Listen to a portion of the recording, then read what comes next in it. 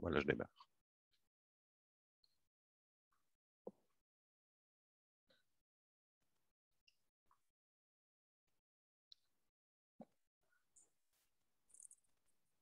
Bonjour.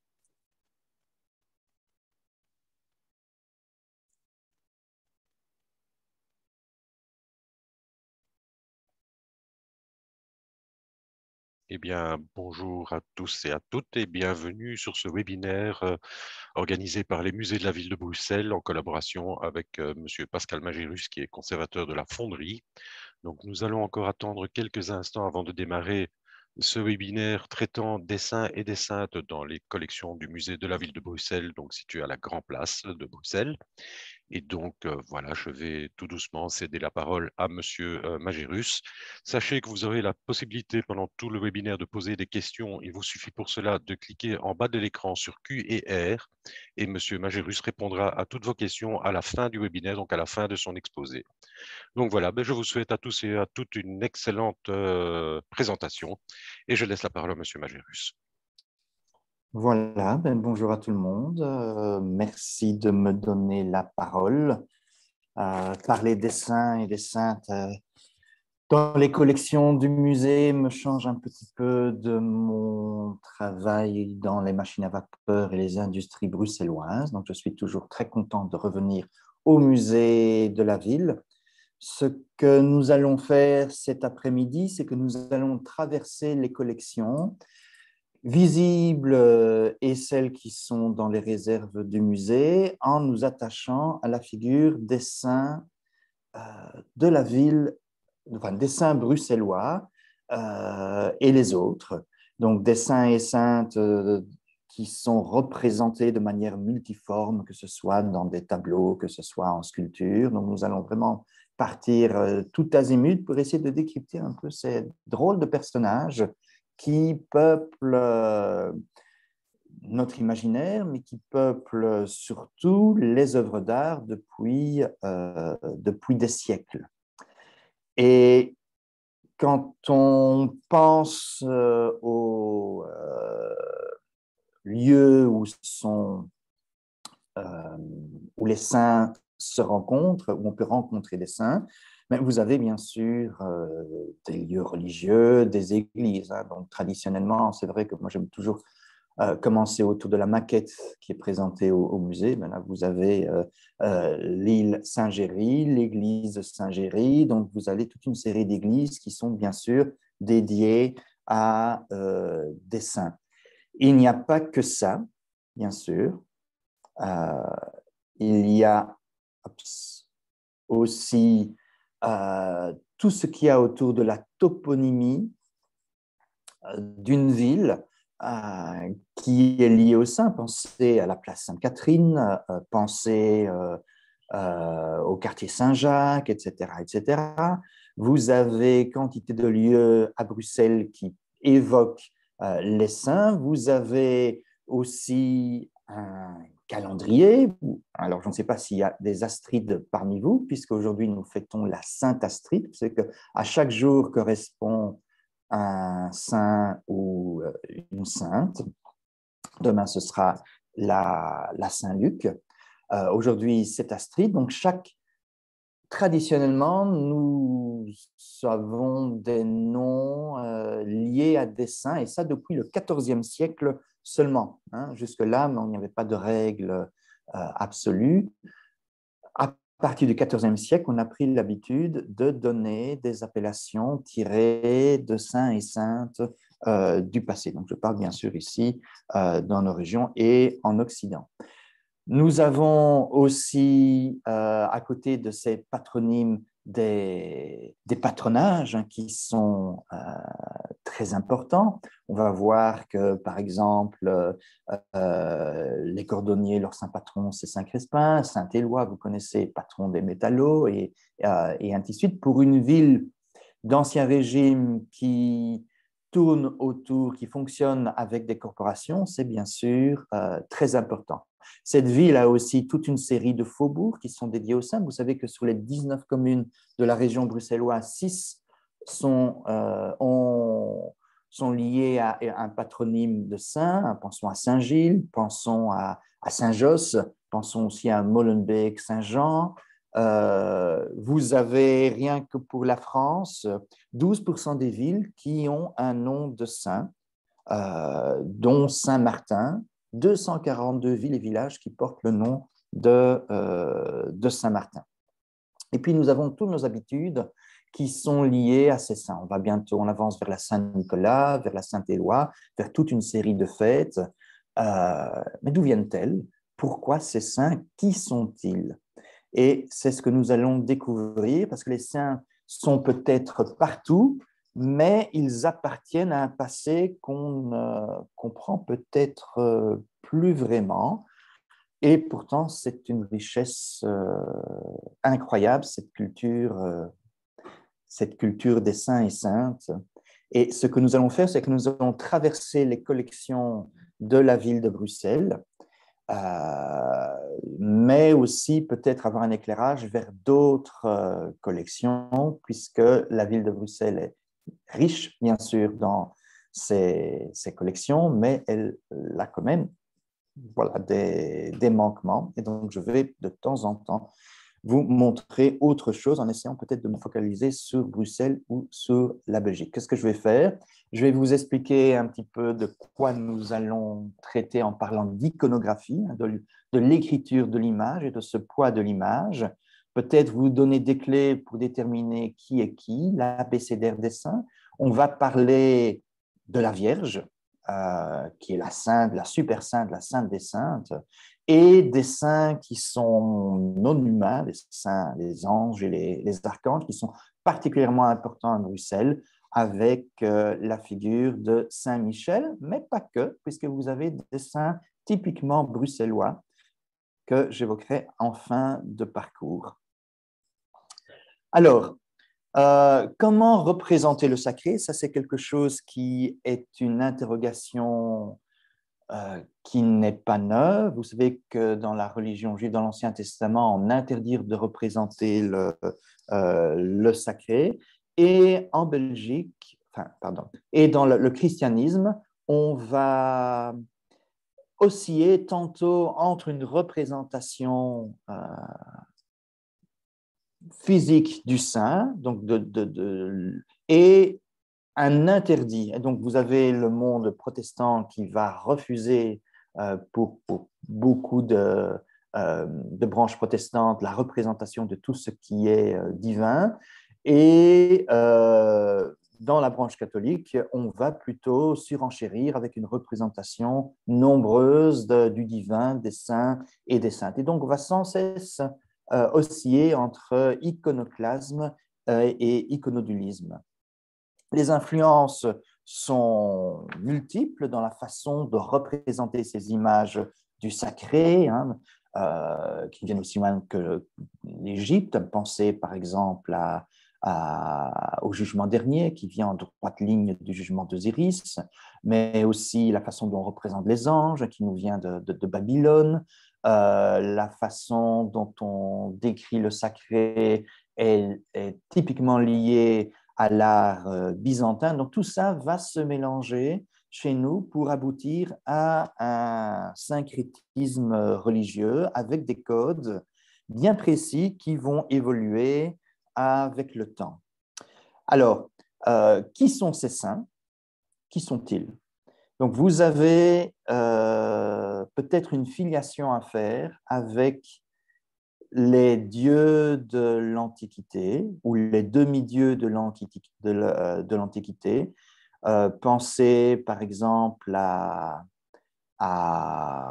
Hercule ou pensez à Jupiter, pensez à Athéna, pensez à Hermès, qui ont chacun un patronage spécifique. Alors, il y a une différence entre ces patronages mythologiques et les saints catholiques ou orthodoxes d'ailleurs, c'est qu'ils ne font pas l'objet d'une adoration, mais plutôt d'une vénération. Donc, c'est ce qu'on fait la différence entre la doulie, en grec, donc qui est une vénération des saints qui s'adressent à Dieu par l'intermédiaire des saints, et la latrie, on a pensé à idolâtrie, la latrie, c'est une adoration directement liée à Dieu. Donc, il n'y a qu'un seul Dieu et les saints sont des marchepieds, sont des intermédiaires vers le divin. Donc, contrairement aux dieux de l'Antiquité, il n'y a pas de vénération liée, il n'y a pas d'adoration directement liée aux saints. Ça, c'est dans la théorie, parce que dans la pratique, bien sûr,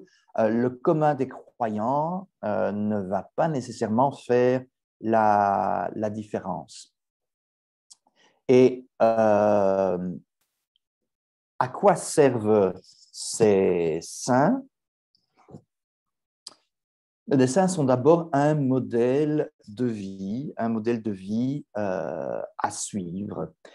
Quand vous voyez ici, donc vous avez une représentation, donc un retable, en tout cas deux panneaux d'un polyptyque qui se trouvait dans l'église Saint-Nicolas et qui était un politique qui se trouvait dans la chapelle des Cordonniers, puisque ici on représente le martyre de Saint Crépin et Crépinien, qui sont des saints antiques, qui sont des cordonniers, qui vont être martyrisés en raison de leur foi chrétienne et qui vont être le martyr, c'est la voie royale vers la canonisation, donc qui vont devenir les saints patrons de la corporation des cordonniers. Donc, ils sont un modèle de vie pour les cordonniers, pour tous les croyants, mais ils ont un autre rôle, c'est qu'ils intercèdent pour ces croyants, ils intercèdent. Nous pouvons déposer nos prières à ces saints qui vont aller eux-mêmes les déposer au pied de Dieu qui va accueillir cette intercession ou non. Donc ces saints, donc Saint Crépin, Crépinien et tous les saints, assurent une protection qui est personnelle, puisque nous avons tous traditionnellement un saint patron, qui peut être urbaine, pensez à Saint Michel qui va protéger la ville, professionnelle, donc ici Saint Crépin et Crépinien, patron des cordonniers. Ils font des miracles, donc c'est pour ça qu'ils sont intéressants, et ils peuvent même guérir. Pensez, si vous avez mal aux dents, vous allez prier Sainte Apolline. Si vous êtes mordu par un chien enragé, vous allez prier Saint Hubert et vous allez être guéri. Les saints sont aussi des armes politiques. C'est très bien d'avoir un saint dans sa famille. Et ça, on va le voir. On va voir un exemple concret avec Saint Guideux. Donc, ils ont une utilité, les saints, une utilité importante. Et ils sont très nombreux. Donc, on aurait répertorié à peu près 40 000 saints dans le catholicisme, 40 000 saints. Donc, c'est bien sûr un chiffre très important. Ils ne sont pas cantonnés à l'Église catholique, puisque vous avez des saints dans d'autres religions, notamment dans l'orthodoxie, avec une grande différence. Donc, chez les catholiques, vous allez avoir une hiérarchie, donc une organisation qui dépend en droite ligne de Rome, ce qui n'est pas le cas dans le monde orthodoxe. Chez les protestants, vous n'avez pas de saints. En tout cas, ils ne sont pas vénérés, mais vous avez des saints qui sont adoptés à cause de la tradition, notamment Sainte Brigitte en Suède ou aux Pays-Bas, pays protestants, vous avez Saint Nicolas qui est sans doute le saint le plus vénéré du pays. Vous avez des saints dans des religions non chrétiennes, dans l'islam, dans la branche chiite, vous avez des saints qui sont vénérés avec des tombeaux, notamment en Irak ou en Iran, et ainsi de suite. On pourrait même parler de saints laïcs, donc des personnes que l'on met en avant. Pensons à Martin Luther King. Pourquoi ne pas penser aussi à la Saint-V, puisqu'on s'achemine tout doucement vers la Saint-V. Donc les saints ne sont pas l'apanage du catholicisme, bien au contraire. Et pour parler de ces saints qui ont des histoires de vie qui sont mises par écrit, ces histoires de vie sont très importantes. Elles viennent tantôt de la Bible, mais qui ne racontent en fait pas grand-chose, tantôt de toute une série de documents à côté de la Bible qui sont les apocryphes. On va beaucoup parler de ces apocryphes, hein, dont le protévangile de Jacques, et surtout la vie des saints, les légendes des saints qui ont été mises par écrit.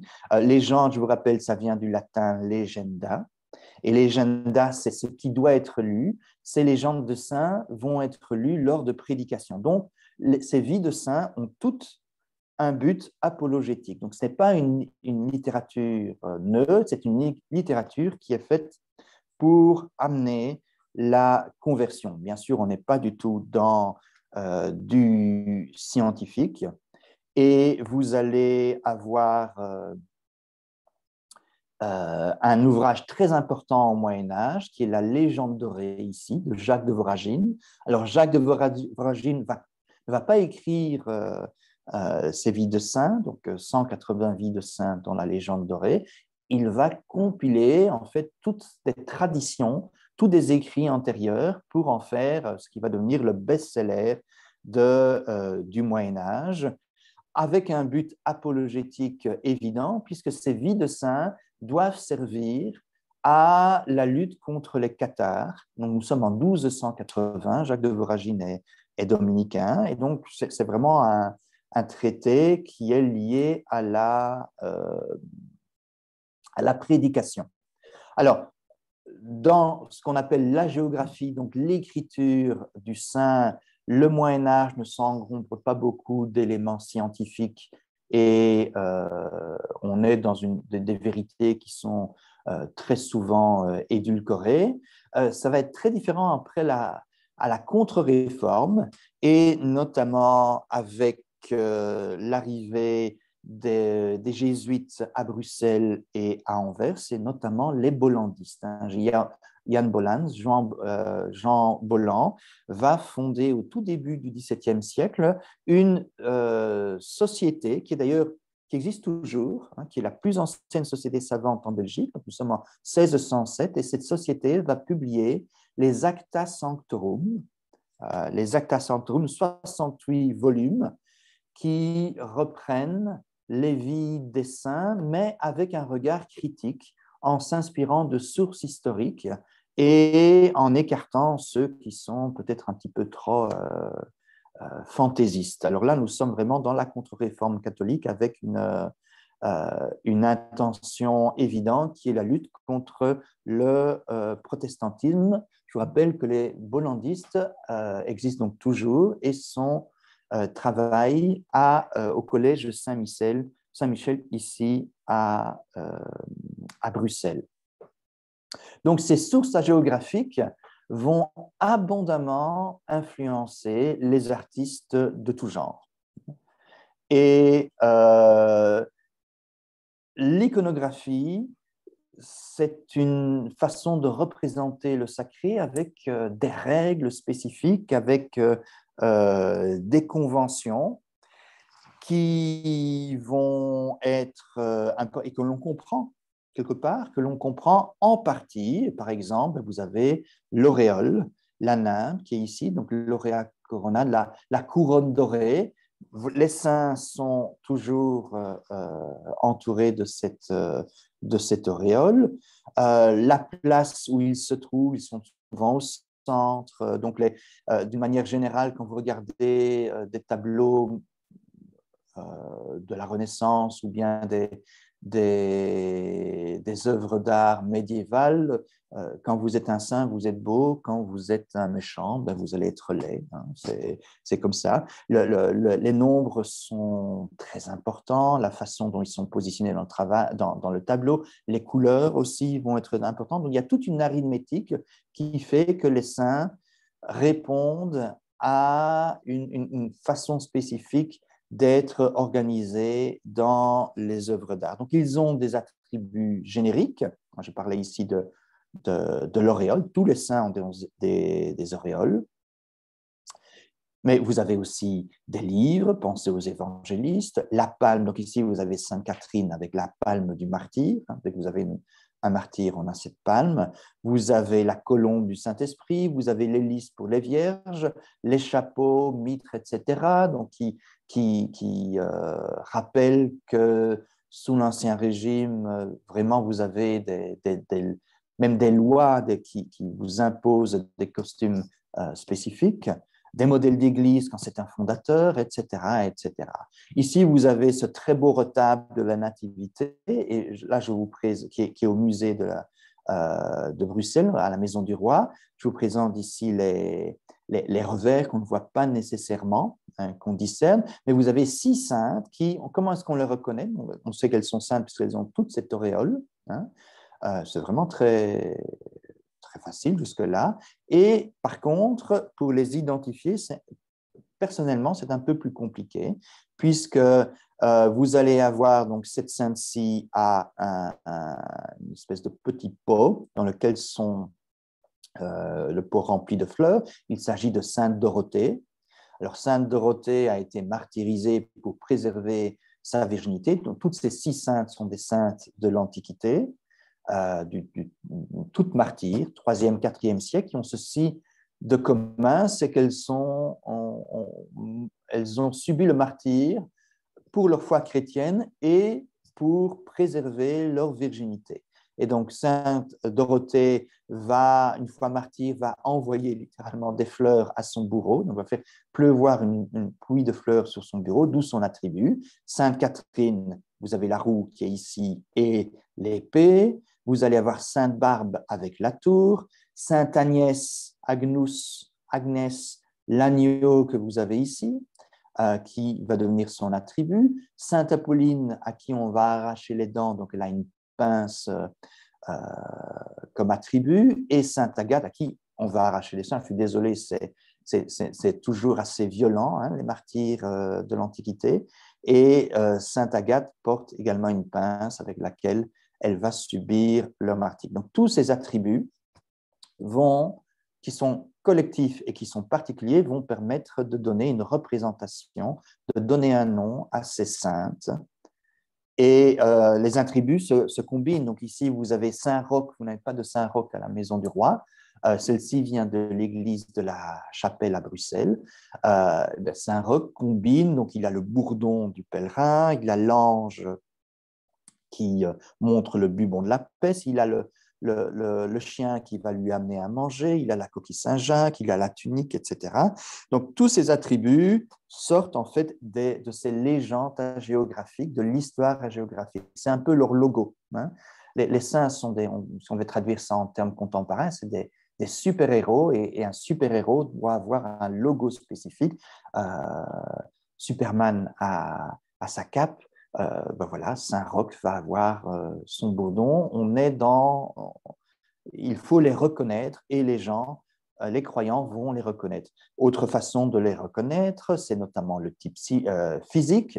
Ici, vous avez Saint Paul et Saint Pierre, donc toujours 2 œuvres attribuées à Jean Monne qui se trouvent à la maison du roi. Saint Paul est chevelu et barbu, avec une longue barbe, tandis qu'on représente traditionnellement Saint Pierre chauve avec une petite barbe. Ils sont tous les deux pieds nus, une façon de représenter aussi les apôtres.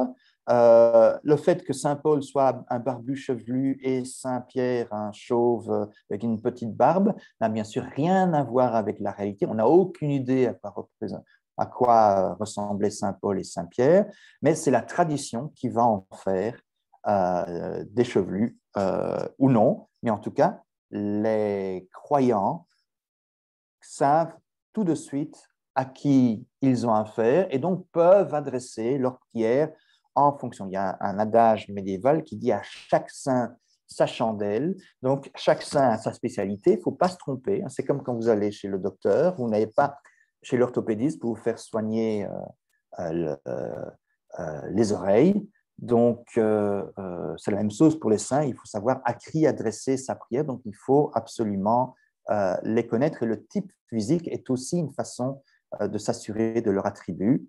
Un autre attribut saint qui se trouve à la Maison du Roi, qui est ce très beau Saint Sébastien. Je rappelle que Saint Sébastien a été martyrisé avec des flèches, et vous avez toujours ce corps musculeux, donc on reconnaît toujours Saint Sébastien, qui d'ailleurs est une figure qui est devenue dans l'histoire très homo-érotique et qui va être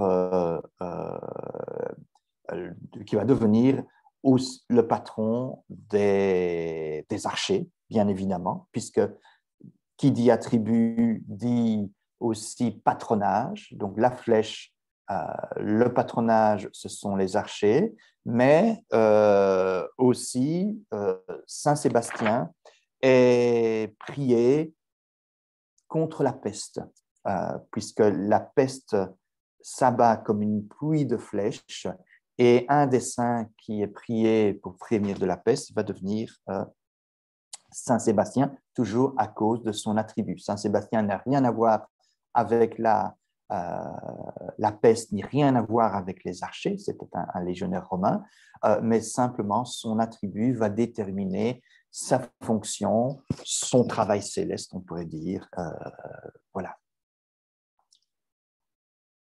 Alors, les saints les œuvres d'art ont des sens qui vont se multiplier. Et ici, je parle de ce très beau tableau qui se trouve à la Maison du Roi, hein, qui est un tableau qui représente les 4 saints couronnés, à savoir Claude, Symphorien, Nicostrate et Costadius, qui sont des travailleurs du bâtiment, on dirait, qui vont se voir donc toujours sous l'Antiquité. On est toujours sous Dioclétien, donc au IIIe siècle, la plupart des histoires de martyrs se passent sous Dioclétien, qui se voit commander une statue d'Esculape, donc une statue d'une idole païenne. Ils vont refuser de la faire, de la représenter, parce qu'ils sont chrétiens, donc ils vont être martyrisés. La Vierge va les accueillir, les bénir dans leur martyre. Et donc ces saints vont devenir les patrons d'une corporation importante à Bruxelles, qui est la corporation des 4 couronnés, c'est à savoir les maçons, les tailleurs de pierre, les sculpteurs et les ardoisiers. Et ce tableau, qui était le tableau de corporation, se trouvait dans l'ancienne église Sainte-Catherine. Alors, juste un mot pour dire que les méchants sont représentés, c'est un tableau, donc 1560, les méchants sont représentés comme des Turcs. 1560, la menace turque est réelle, hein, pensez à Vienne, pensez à Lépande. Nous sommes au XVIe siècle avec un empire ottoman très agressif. On représente les méchants sous la forme, entre guillemets, des méchants du XVIe siècle, à savoir les Turcs plutôt que les Romains. Mais ce tableau, on peut le lire à différents niveaux. On peut le lire donc avec un niveau tout à fait littéral, c'est ce que je vous ai expliqué, c'est l'histoire de ces 4 couronnés, mais aussi allégorique, parce que toutes ces histoires de saints renvoient vers le Christ, donc c'est toujours cette idée d'intercession, puisque c'est l'allégorie des tentations du Christ. Ici, vous avez Dioclétien qui veut tenter avec de l'or le travail de ces sculpteurs. Donc, c'est l'allégorie, mais aussi une signification morale, puisque là, qu'est-ce que l'on dit aux travailleurs du bâtiment, à ces tailleurs de pierre, etc., mais c'est qu'ils doivent être de bons travailleurs, ne pas accepter des pots de vin, par exemple, ou en tout cas être dans la droite ligne de leur saint patron. Et puis, 4e niveau, un niveau plus mystique, puisque ces tableaux qui sont partout dans nos églises doivent inciter à la prière. Alors là, il y a une différence avec le monde orthodoxe, où les icônes sont des objets même de prière, donc elles portent une valeur surnaturelle. Ce n'est pas du tout le cas dans la peinture occidentale. C'est un support qui aide à mieux prier, mais il n'y a pas de valeur magique ou spirituel dans le tableau en lui-même. Ça, c'est vraiment une très grande différence entre le monde catholique et le monde orthodoxe. Donc, le triptyque des quatre couronnés, j'en profite pour vous montrer, vous faire référence au Petit Sablon, avec cette très jolie statue qui a été fondue à la Compagnie des Bronzes, donc à la fonderie, et qui se trouve au Petit Sablon, qui représente la corporation des quatre couronnés avec, vous avez ici le compas, donc, qui est un des attributs de ces saints, et avec la tête d'Henri Beyaert. Le sculpteur, c'est Godefroy van de Kerkhove, qui a fait toute une famille de sculpteurs qui a sans doute sculpté la moitié de la Grande Place au XIXe siècle. Voilà. Alors, les compréhensions sont en évolution. Donc là, ici, je n'ai pas trouvé d'exemple dans les collections de la Maison du Roi, mais nous avons donc l'exemple de la chaste Suzanne, puisque au Moyen-Âge, donc je rappelle la chaste Suzanne, nous sommes dans l'Ancien Testament, où vous avez Suzanne qui est épiée au bain par deux vieillards qui essayent d'obtenir ses faveurs. Elle refuse et elle est faussement accusée jusqu'au moment où le prophète Daniel va l'innocenter. Et donc, au Moyen-Âge, ce que vous avez, c'est une représentation qui renvoie vers les tableaux de justice. C'est la bonne justice qui sera rendue autour de cette affaire. Tandis qu'au XVIIe siècle, Suzanne au bain, ça va devenir un épisode très libidineux où on va vraiment insister sur le caractère sexuelle de la scène. Donc, vous avez ici une évolution dans la représentation. Pourtant, c'est la même histoire que l'on représente. Donc, tout ça va aussi... L'iconographie n'est pas statique et va évoluer avec le temps. Alors, tout ce que je vous explique fait partie d'un imaginaire collectif qui, à l'époque, est compris par tous. Alors, on n'est pas du tout, ça c'est très important à garder à l'esprit, on n'est pas du tout dans un ésotérisme qui serait réservé à des initiés. Non, non, pas du tout. Donc, l'iconographie est comprise de tous. Nous avons perdu des clés de lecture, mais tous les croyants comprenaient ce qui se passait et comprenaient toutes ces allusions. Alors, il y a des erreurs, mais très rapidement, donc dans l'iconographie, mais qui sont des erreurs dues au manque de sens critique, notamment autour de Sainte Ursule. Vous savez que Sainte Ursule et ses 11 000 vierges, c'est la conséquence d'une faute de graphie, et on en a fait 11 000 vierges, donc 11 000 reliques à monnayer, ce qui peut être très lucratif. Donc ici, avec la très jolie chasse de Sainte Ursule de Memling qui se trouve à Bruges. Sainte Sophie qui n'a jamais existé. Sainte Sophie, Sophia, c'est la sagesse, donc c'est la personnification de la sagesse. Vous avez cette Sainte Barbue qui est une représentation en fait lorsque les croisés sont arrivés en Orient, on représentait le Christ avec une longue tunique et le Christ barbu sur la croix. Et donc, on en a fait une sainte qui va prendre le nom de Wilberforce, avec toute une histoire que l'on va inventer. Mais donc, c'est une traduction de ces crucifix barbus que l'on trouve en Orient. Et on a même fait, par exemple, un saint Gétorix authentique, avec Vercingétorix. Voilà. Et donc, on s'encombre très peu de critiques. Quand je vous dis 40 000 saints, il y a vraiment il y a de tout dans ces saints. Alors, il faudrait faire une évolution dans le temps entre ce qu'il y avait avant l'an 1000, après l'an 1000, avec ce qu'on a avant l'an 1000, on a des saints qui sont surtout des martyrs et des confesseurs de la foi. Donc, pensez à Pauline, Agathe, etc. Tous ces gens qui ont été martyrisés lorsque le christianisme n'était pas encore autorisé, des ascètes qui vont prendre la suite de ces martyrs. On parle de d'autres types de martyrs, donc Saint Antoine qui se réfugie au désert, etc. Des évêques évangélisateurs, pensez à Saint Amand, tous ces saints qui ont évangélisé nos régions au 7e siècle, les vierges, quantité de vierges qui sont mortes pour préserver leur virginité, et puis des saints dynastiques. Ici, je voudrais parler de Sainte Gudule. Sainte Gudule, vous avez aussi cette très belle statue qui se trouvait dans l'église Saint-Michel et Gudule, qui aujourd'hui se trouve à la Maison du Roi.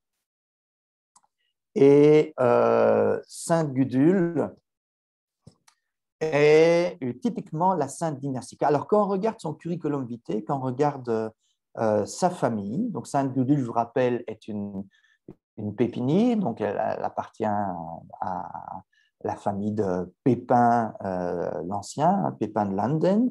Et quand on regarde dans sa famille, vous avez Sainte Gudule ici, donc sa mère est sainte, vous avez son frère et sa sœur qui vont devenir saints, sa cousine également, sa marraine c'est Sainte Gertrude, sa cousine c'est Sainte Bègue, donc on est sainte de mère en fille, de père en fils, donc là on est typiquement dans la sainte dynastique.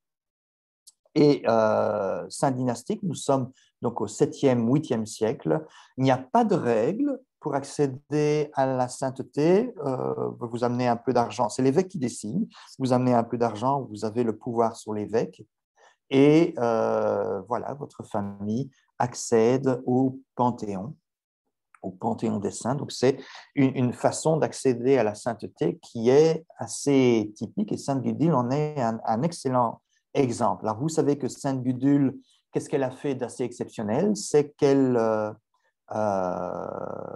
part prier régulièrement de nuit, et qu'un démon, pardon, est en train, enfin, à chaque fois, éteint sa lanterne et un ange la rallume. Voilà, donc ça lui vaut la canonisation. Ce qui est de très intéressant, c'est que son histoire est exactement la même que cette jeune sainte ici, qui est Sainte Geneviève. Vous savez que Sainte Geneviève, c'est à Paris. Et Sainte Geneviève, donc l'histoire légendaire est similaire, avec une seule différence. Comment les reconnaître? Et là, c'est l'importance de l'attribut, c'est que Geneviève porte un cierge, et tandis que Gudule va porter une lanterne. C'est la seule façon de voir la différence entre elles deux. Alors pourquoi Gudule et pourquoi Geneviève? C'est parce que lorsque on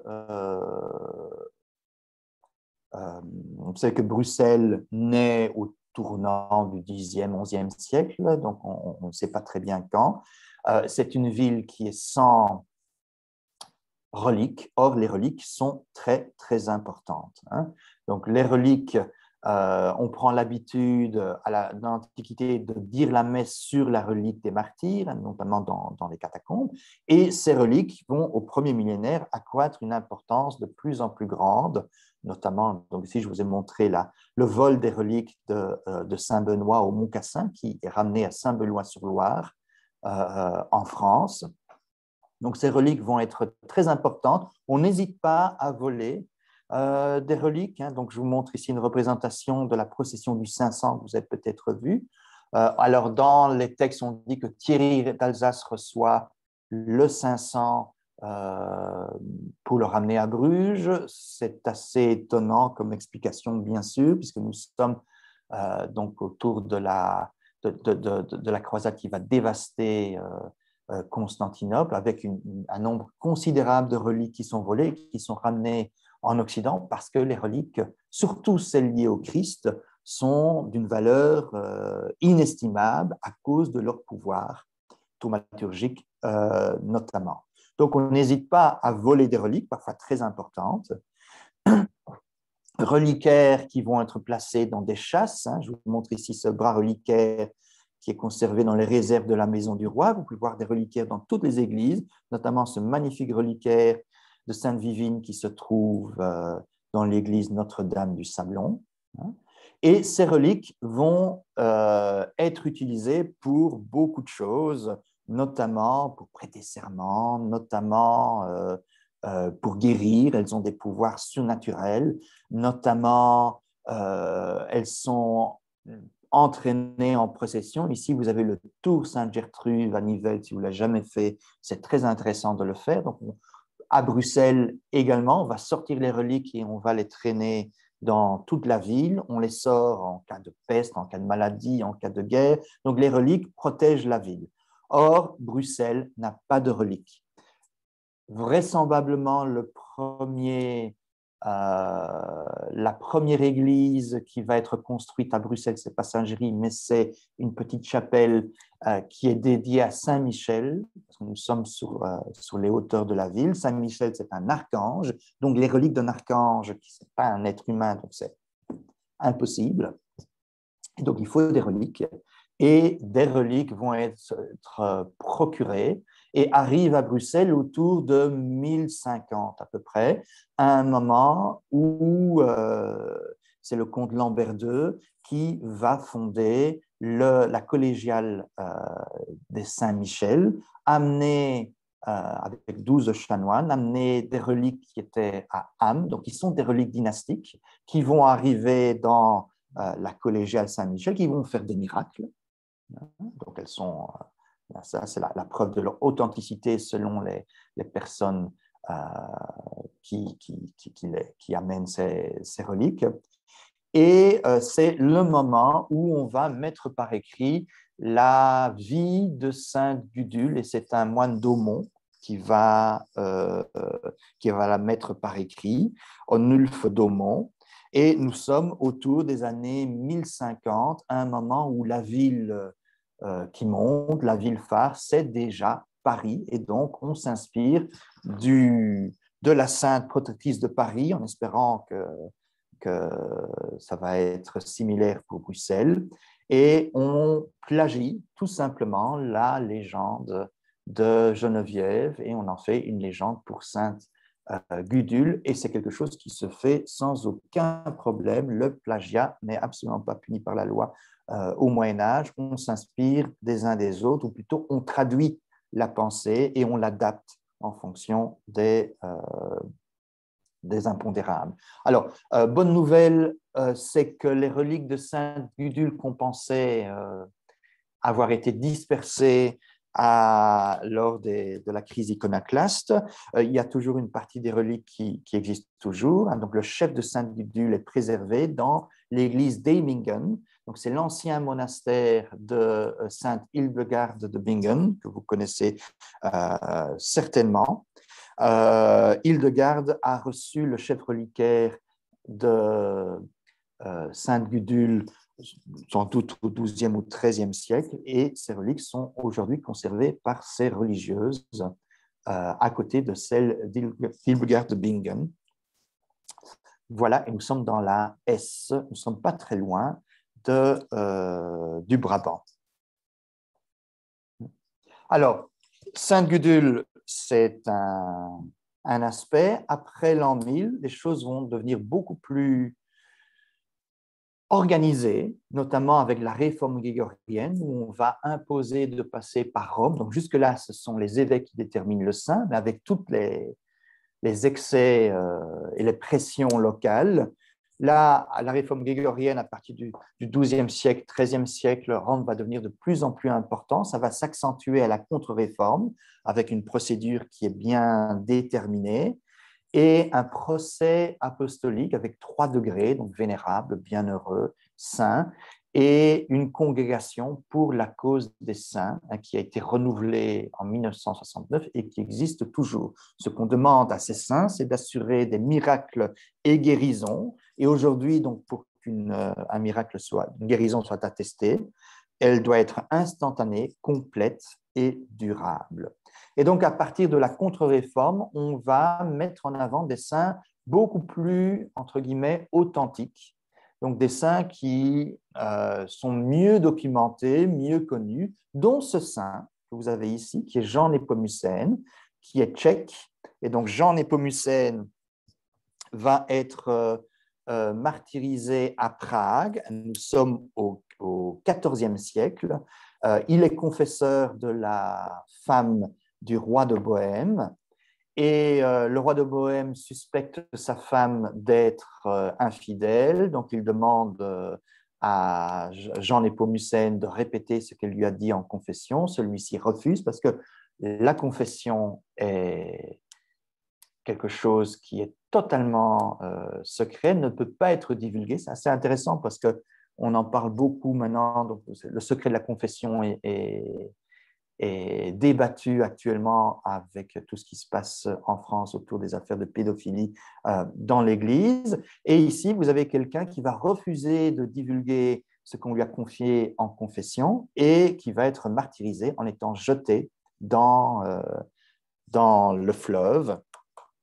Et dans la contre-réforme, à la contre-réforme, qu'est-ce que l'on va mettre en avant comme valeur morale? C'est le secret de la confession jusqu'au martyre. Donc le clergé, c'est un modèle pour le clergé, donc qui doit accepter le martyre au cas où on essaierait de leur faire divulguer quelque chose et de trahir ce sacrement. Donc Jean Népomucène va être un prêtre fort vénéré par le clergé, et notamment dans l'Europe de l'Est, puisque en mettant en avant Jean Népomucène, on veut contrer Jean Jan Hus, donc protestant. Donc voilà, vous avez tout, les saints sont aussi, ce que je disais en début, des armes politiques. On met des saints en avant pour répondre à des besoins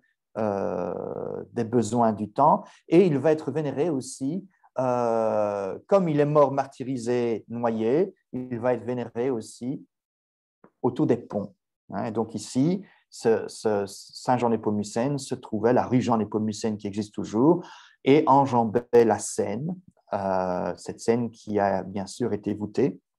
Ici, on voit la Grande Place de loin, cette très belle cheminée d'usine carrée. Et aujourd'hui, il se trouve au musée de la ville de Bruxelles. Vous avez un Jean Népomucène à Bruges, notamment, qui veille encore sur le pont, ou le pont Charles à Prague, avec cette statue aussi qui veille sur la sécurité des passants. Et les canonisations se font encore aujourd'hui en grande pompe à Rome. Donc, toutes les canonisations se font à Rome par le pape. Donc là, on est vraiment dans une hyper-centralisation, alors qu'on a commencé par quelque chose de beaucoup plus lâche, et chaque diocèse était responsable de la canonisation, comme c'est le cas dans le monde orthodoxe. Alors, il faut aborder la Vierge, qui est on pourrait dire la super sainte. Alors là, on va y aller très rapidement parce que le temps passe. Et la Vierge a quelque chose de particulier. Donc, elle a côtoyé, elle est la mère du Christ, elle a côtoyé le Christ. On en parle dans les Écritures.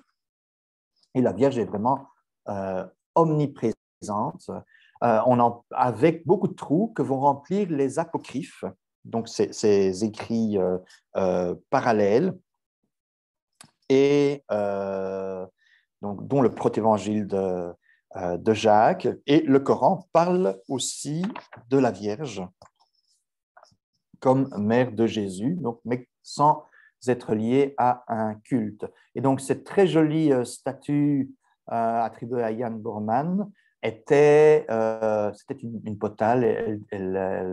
Elle était placée dans une rue de la ville de Bruxelles. La plupart des vierges bruxelloises ont disparu, mais promenez-vous à Bruges ou à Malines, vous avez un peu l'ambiance qui devait régner à Bruxelles sous l'Ancien Régime, donc avant que le 19e siècle ne fasse disparaître toutes ces statues.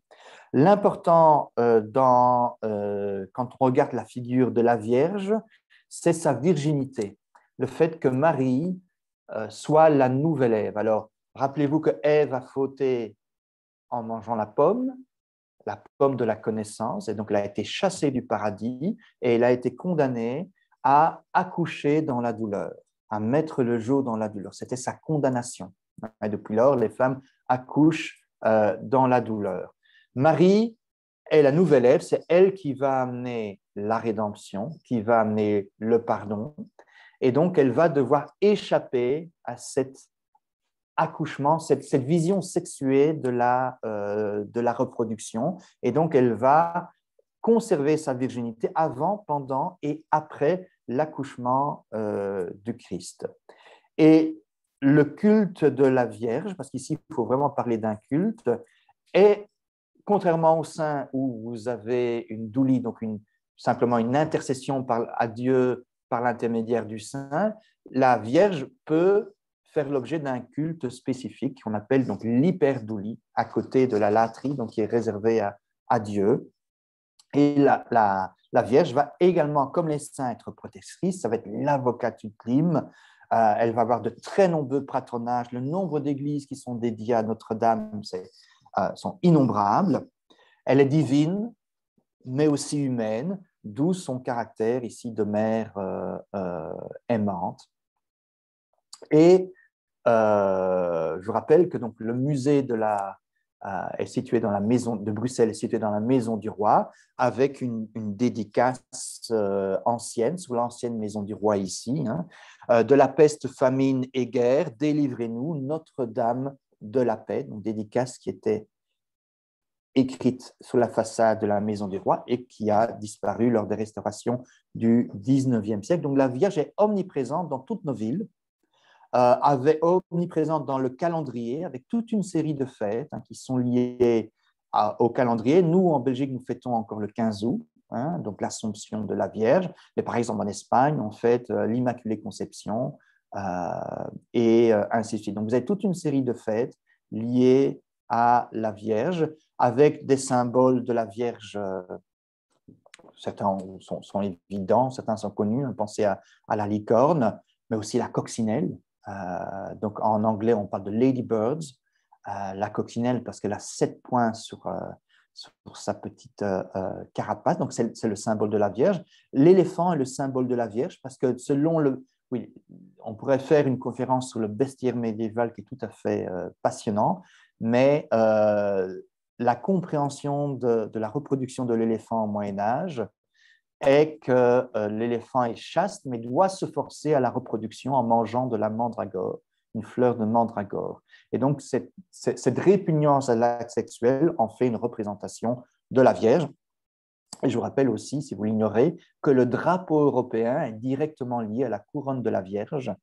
Lorsque ce drapeau a été adopté en 1955 par Robert Schuman, donc il avait en tête la couronne de la Vierge. Je vous rappelle aussi que Robert Schuman est dans un processus de béatification. Si on regarde rapidement ce magnifique retable de la vie de Joseph et de l'enfance de Marie, j'ai fait une petite faute que je devrais rectifier. Donc, vous avez 2 parties dans ce retable avec une partie sculptée et une partie peinte. Et ils se répondent. Donc, les 2 retables, je ne vais pas rentrer dans les détails, mais les 2 retables s'ouvrent de manière à correspondre à des moments, à des fêtes liturgiques importantes, mais ils racontent en fait des histoires liées à la naissance de la Vierge. Donc, je vous disais que Marie doit éviter d'être liée au monde sexuel à laquelle nous appartient. Il y a un très beau mot clair dans la Maison du Roi qui représente Sainte Anne, qui vient de la chapelle Sainte Anne à Bruxelles, tout près de la gare centrale. Je n'ai pas pu trouver de photo. J'ai mis ici une photo de la statue qui se trouve dans une niche de cette chapelle. Pourquoi Sainte Anne? Parce que Sainte Anne va, selon la légende dorée, donc selon le protévangile de Jacques, va concevoir la Vierge avec son mari Joachim, qui est d'ailleurs ici, par un baiser, un simple baiser, et elle se trouve enceinte. Et donc, Marie, tout d'un coup, échappe à la reproduction sexuée. Elle est accueillie à l'âge de 3 ans au temple par le grand prêtre, où elle va être éduquée. Notamment, elle va tisser la toile du temple et à l'âge de 15 ans, elle va être mariée à Joseph.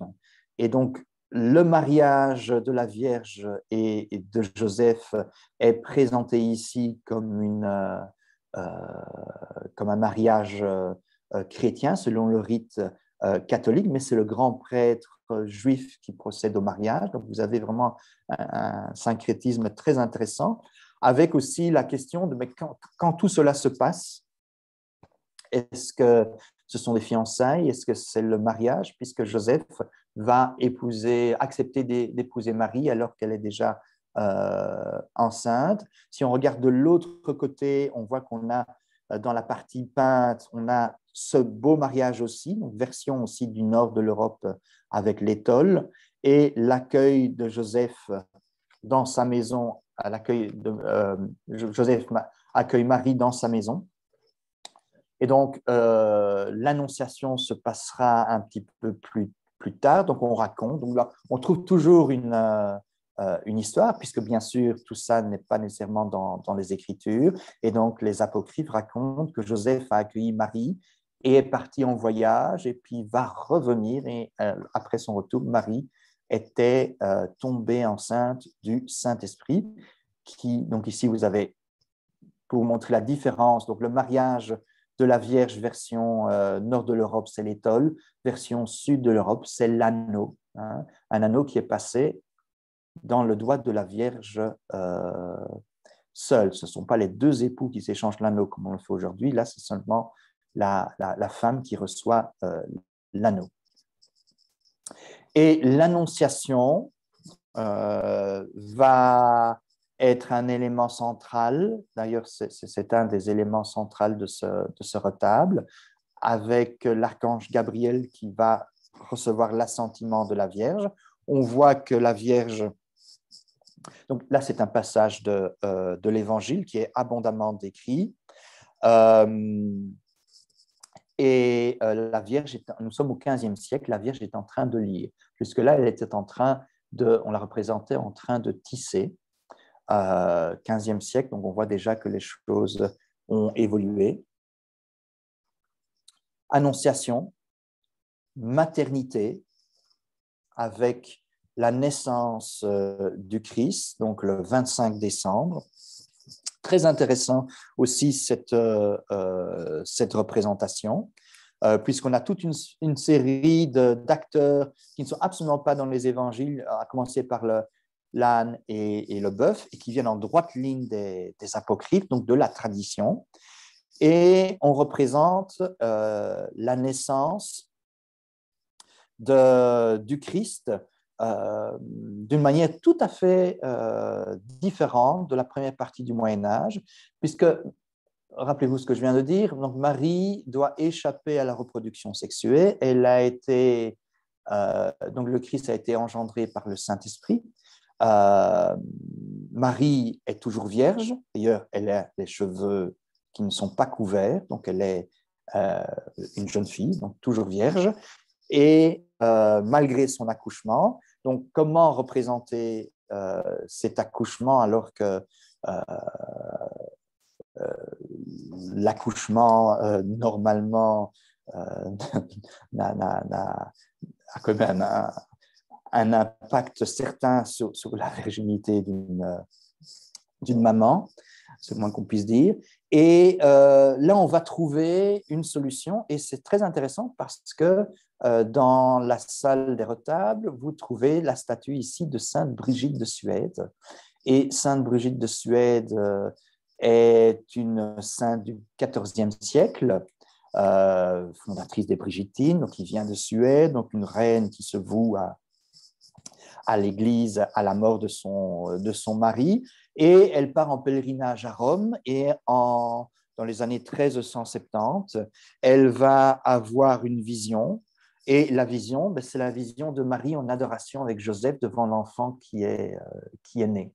Jusque-là, dans la première partie dans le premier millénaire, ou en tout cas, on adoptait plutôt la vision syrienne de la nativité. Ici, j'ai représenté une très belle nativité qui vient de la cathédrale Saint-Trophisme à Arles, qui date du XIIe siècle, où comment on représente Marie, elle est perclue de douleur.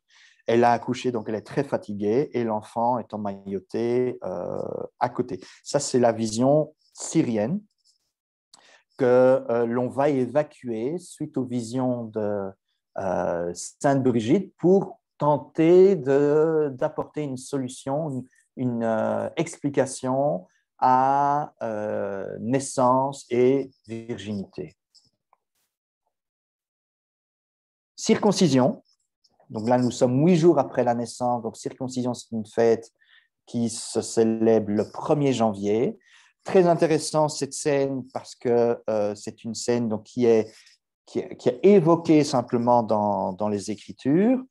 Mais je vous rappelle qu'il y a, donc, lorsque ce retable est, nous sommes au XVIe siècle, hein, vers 1500, mais lorsque ce retable est sculpté, il n'y a plus de juifs en Belgique, il n'y a plus de juifs dans nos régions, et donc cette pratique de la circoncision est tout à fait quelque chose d'inconnu, et pourtant c'est quelque chose que l'on va développer de manière très précise.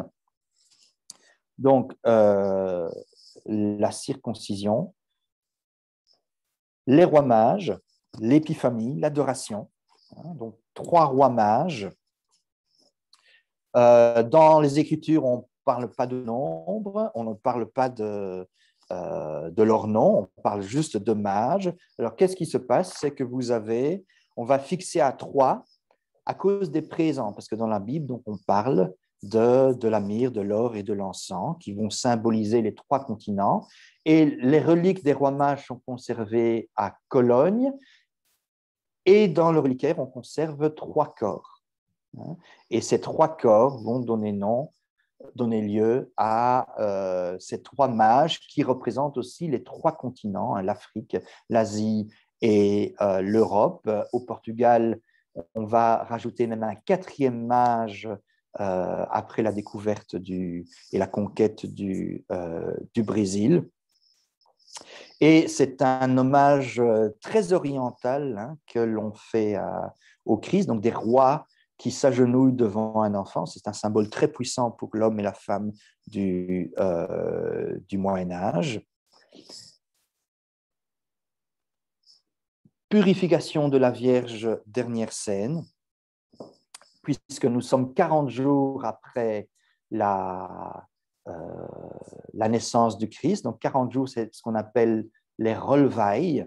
Donc, traditionnellement, dans nos campagnes, dans nos contrées, on célébrait 40 jours après un accouchement ces relevailles où on allait à l'église pour que la femme soit purifiée et puisse reprendre son travail. Donc, la fertilité de la femme recommençait à ce moment-là. Et purification de la Vierge, 2 février, qui est une fête romaine assez ancienne, la Festa Candelorum, la fête des chandelles. C'est une fête à la déesse de la lumière, un moment où la lumière devient de plus en plus présente. Et on fait des crêpes en l'honneur de ce soleil qui réapparaît. Et donc, ça termine l'histoire de la nativité, en tout cas de la naissance et de la jeunesse de la Vierge. Et bien sûr, la vie de la Vierge va continuer par après, mais elle n'est plus expliquée, n'est pas expliquée dans ce retable.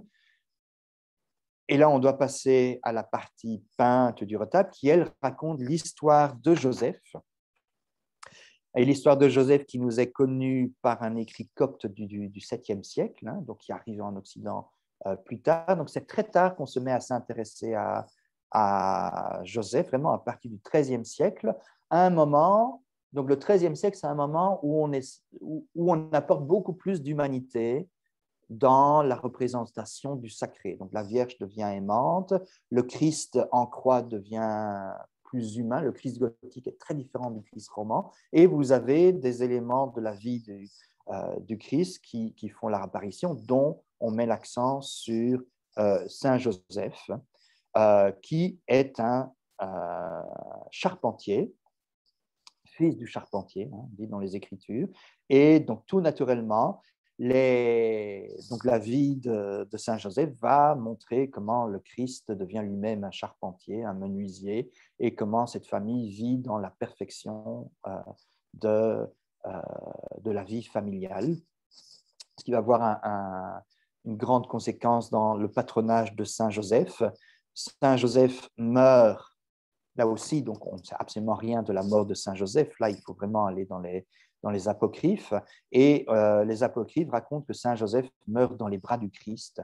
C'est quand même assez incroyable de mourir dans les bras du Christ. Il y a peu d'hommes et de femmes qui ont pu prétendre mourir dans les bras du Christ. Et donc, ça va avoir une influence très importante sur son patronage, puisque Saint Joseph va devenir patron de la bonne mort. Donc, la bonne mort, c'est mourir avec les sacrements. Patron des travailleurs et des pères. Et patron de la Belgique. Donc, vous savez que Saint Joseph est patron de la Belgique depuis le XVIIe siècle et un patronage qui a été reconduit au XIXe siècle. Donc, ici, vous avez la très jolie église Saint-Joseph qui se trouve dans le quartier Léopold.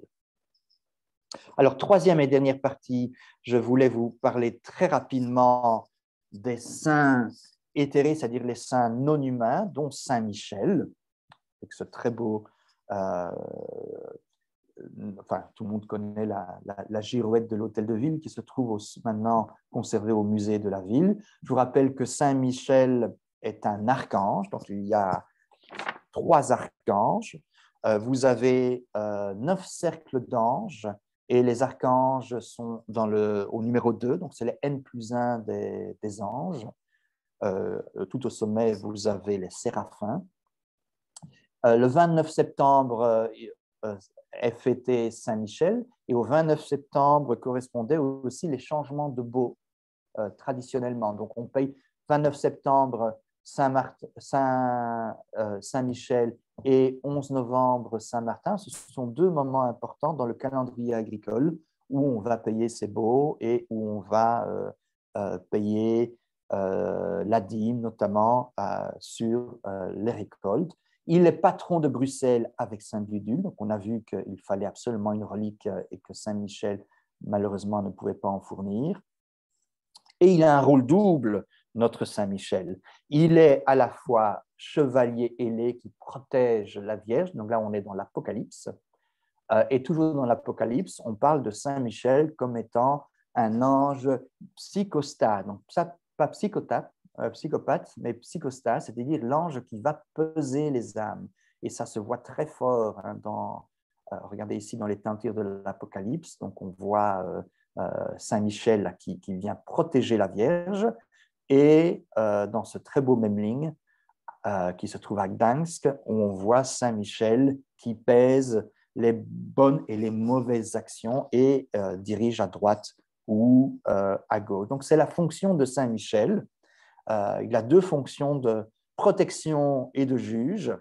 Vous connaissez cette verrière de la cathédrale.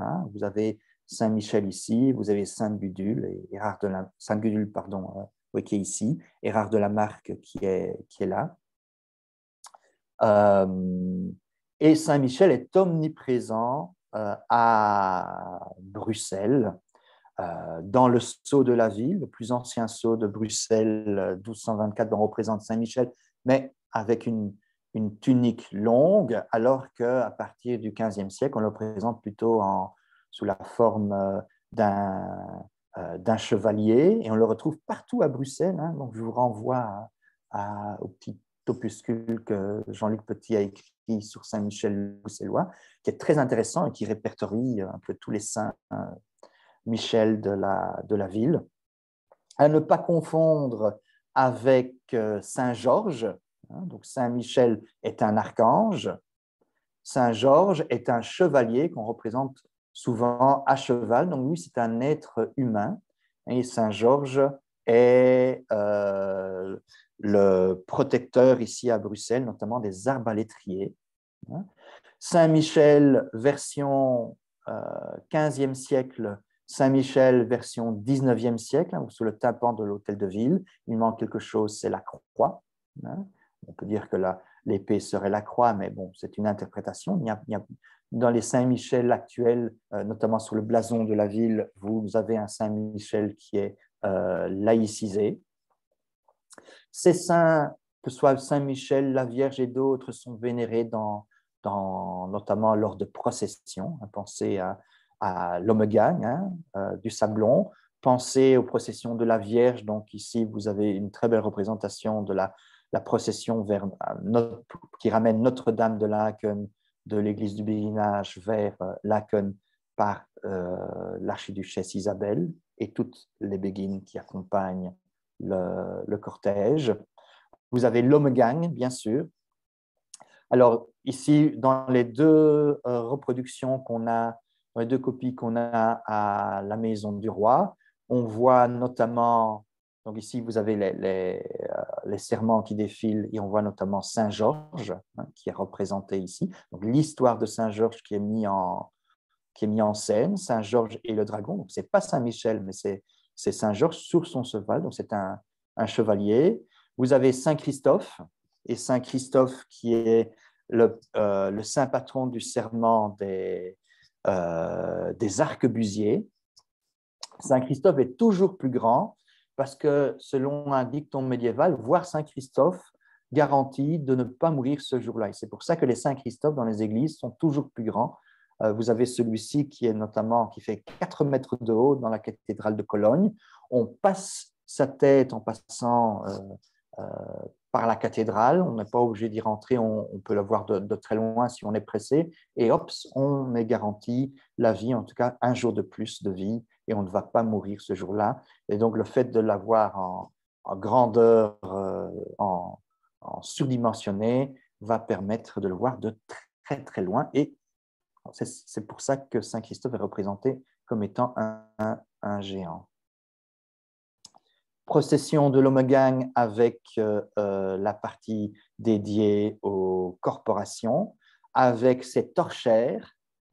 Et les saints chaque corporation a un saint patron, chaque corporation a un autel dans une église bruxelloise avec une fête spécifique liée à son saint patron.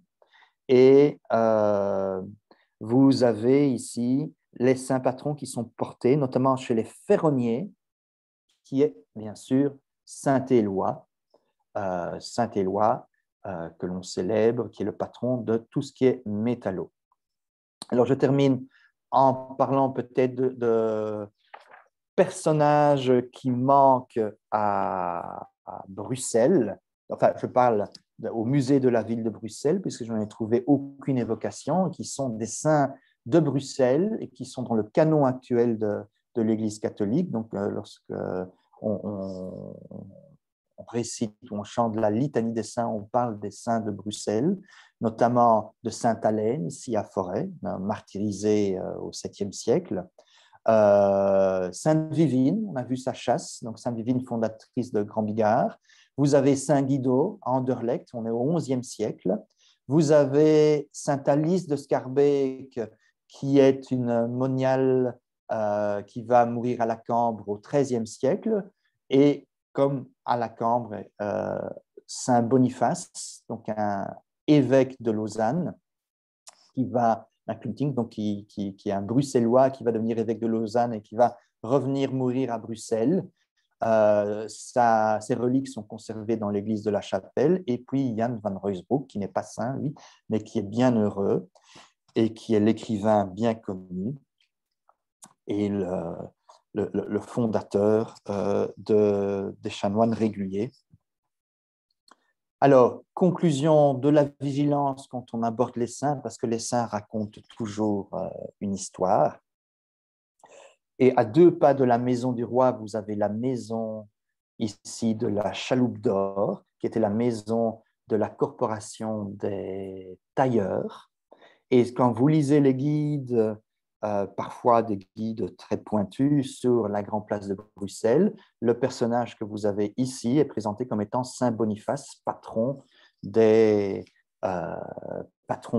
tailleurs. Il n'en est rien, parce que maintenant, après cette heure et quart de conférence, vous pouvez tout à fait voir qu'il ne s'agit pas de Boniface, parce que Boniface est évêque.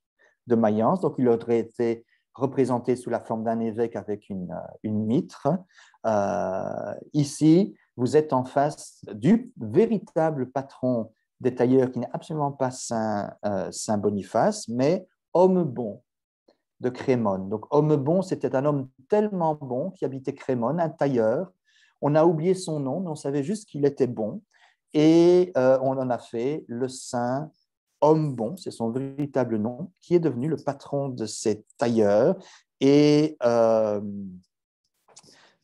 cette statue est placée au XVIIe siècle, donc après le bombardement, sur la maison de la chaloupe d'or, et il protège les tailleurs et renvoie vers une demande morale des tailleurs et des autres corporations qui défilaient sur la grande place, c'est de travailler de manière la plus honnête et la plus irréprochable possible, en pratiquant l'aumône pour les pauvres et en ne trichant pas sur les prix. Alors que l'on parle beaucoup actuellement des Pandora Papers, c'est une belle façon de conclure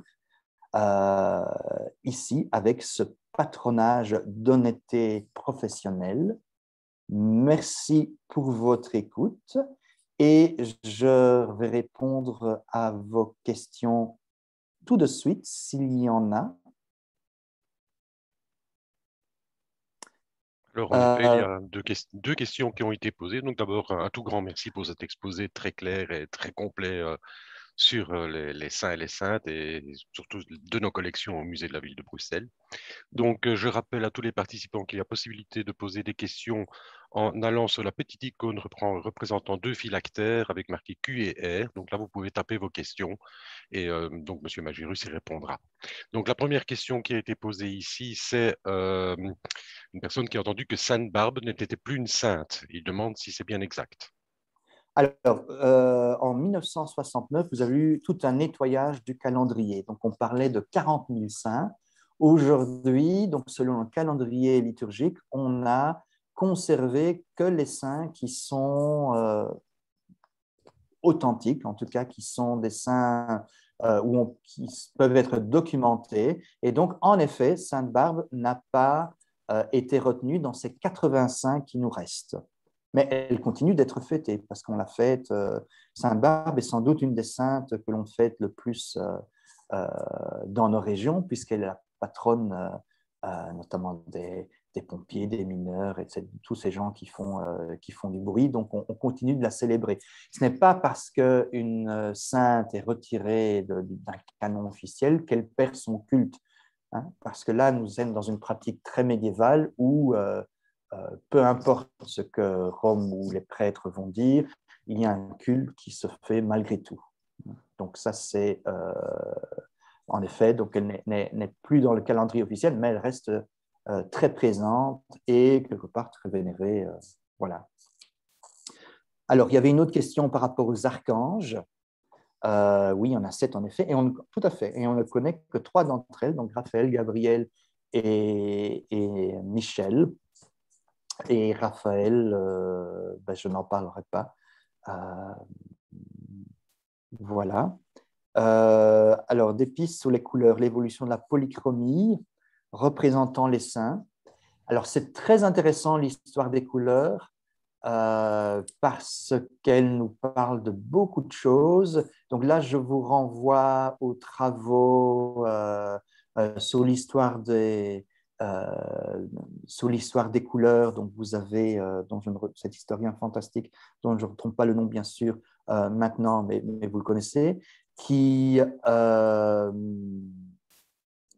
a fait toute une série de livres, notamment sur le blanc, sur le bleu, sur le rouge, et à chaque fois en montrant l'évolution de ces couleurs et l'impact qu'elles ont eu dans la représentation que nous avons. Alors, c'est surtout vrai pour le Moyen Âge. L'importance des couleurs va... Michel Pastoureau, merci beaucoup Nadine, en effet, qui absolument... Ça se lit comme un roman. Et donc, au Moyen Âge, ces couleurs sont très importantes et vont perdre un petit peu de de leur importance, de leur lustre, de leur signification après la Renaissance, quoique, puisqu'on représente de toute façon la Vierge toujours en blanc avec une ceinture bleue, enfin, il y a toujours quelque chose qui nous reste, et les couleurs sont toujours, bien sûr, très importantes dans leur symbolisme. Pourquoi s'habille-t-on en noir à des funérailles? Pourquoi se marie-t-on en blanc? Bon, ça reste quand même quelque chose de très important. Mais je vous conseille vraiment la lecture de Michel Pastoureau, qui est tout à fait passionnante. Voilà. Y a-t-il d'autres questions? Je vois également qu'il y a des remerciements. Donc, merci beaucoup pour cette présentation. Plusieurs personnes donc remercient Monsieur Magérus pour cet excellent exposé. Voilà, mais écoutez, il me reste à vous remercier de m'avoir écouté. N'hésitez pas à poser des questions par après, soit par l'intermédiaire de la Maison du Roi, soit directement en m'écrivant à la fonderie. Mais en tout cas, j'espère vraiment que cet exposé vous aura permis d'apprécier les trésors des collections de la Maison du Roi et de pouvoir appréhender ces saints de manière un peu plus logique, et en tout cas de les apprécier davantage après en étant en meilleure connaissance de cause. Voilà. Je vois qu'il y a encore une question qui Dernière vient question, d'apparaître. Philippe d'Alsace aurait ramené de nombreuses reliques de Constantinople. La ville a-t-elle pillée avant la quatrième croisade? Alors on pille tout le temps. On pille considérablement, régulièrement les, les reliques en Orient notamment. Donc on pensait à notre Saint Nicolas, hein, donc Saint Nicolas de Smyrne. Donc on ramène un doigt, enfin on prend une partie, on ramène ses ossements à Bari. Donc la légende dit que on les met en sécurité, mais en fait, on va les voler. Et puis, vous avez ce chevalier lorrain qui va ramener un doigt de Saint-Nicolas à Saint-Nicolas-du-Port près de Nancy. Donc, est-ce que c'est un don? Est-ce que c'est un vol? euh, on vole beaucoup de reliques, on hésite à les partager, ou en tout cas, on les partage vraiment quand il le faut.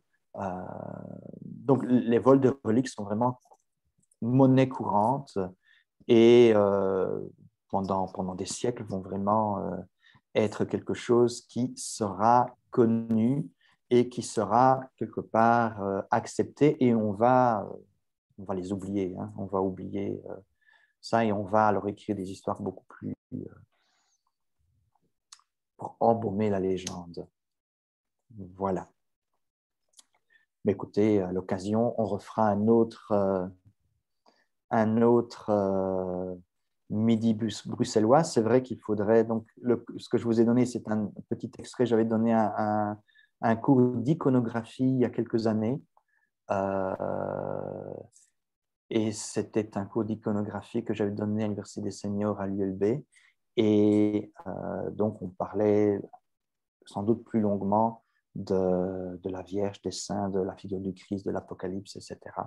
Voilà, donc ici, ce que vous avez, c'est un condensé, mais peut-être que j'aurai l'occasion de refaire ce cours à l'occasion. Voilà. Merci beaucoup, en tout cas. Et je vous souhaite un bon dimanche et à très bientôt. Merci. Ma part également, une très très bonne fin de journée à tout le monde et une excellente fin de week-end. Et à bientôt. Au revoir. Au revoir.